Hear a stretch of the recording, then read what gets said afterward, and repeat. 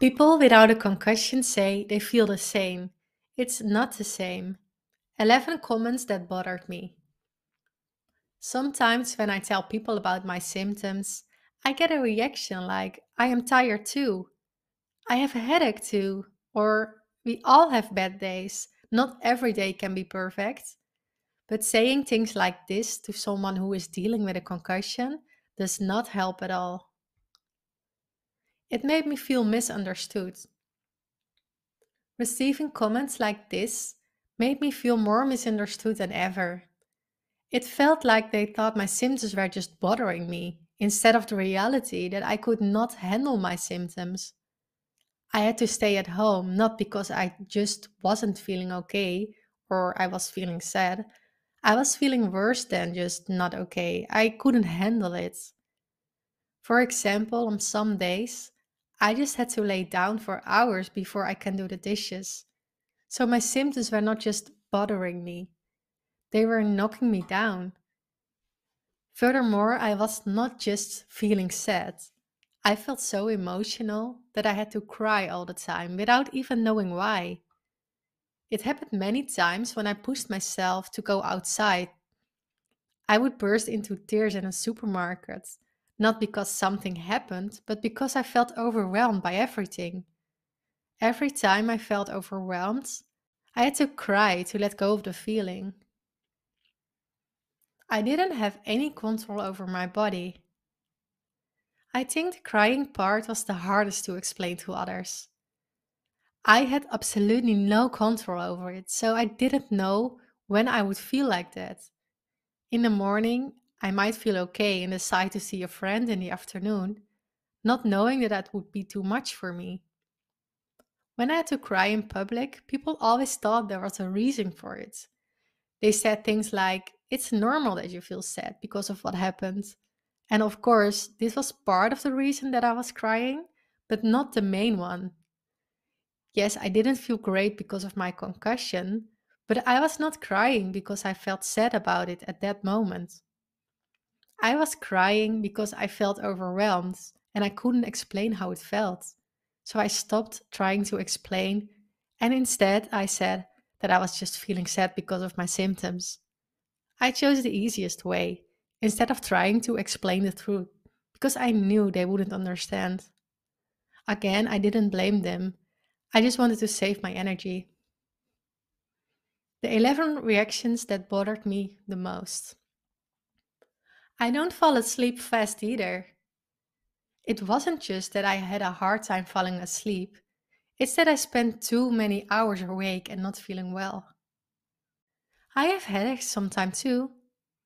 It wasn't just a normal headache. I feel tired too.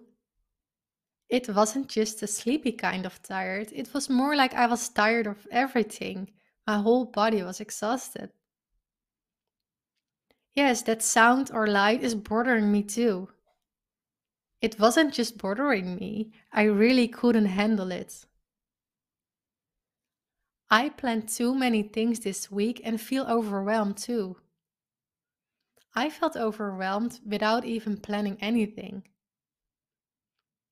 I can't come to your house today either. I have a hangover. I felt like I could never leave the house at all. We all have bad days. Just accept that life is not perfect. It wasn't just a bad day, and I didn't know how long it would last.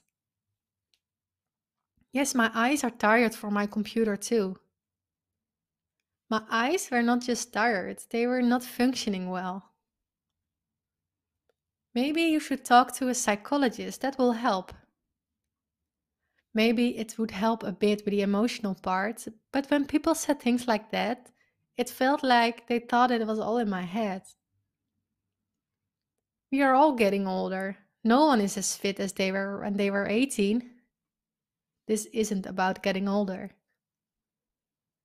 Maybe you should try not to think about your concussion. Don't make it the main thing in your life. How could I not think about it when it was always there?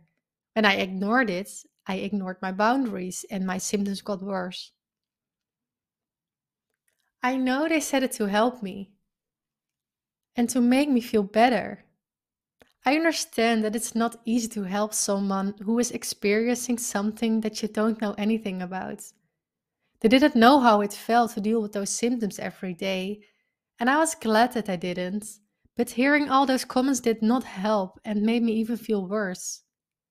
When strangers or people who are not close to me make these comments, I don't tell them that it bothers me. But the people who I am close with know that it doesn't help me and they don't say things like this anymore.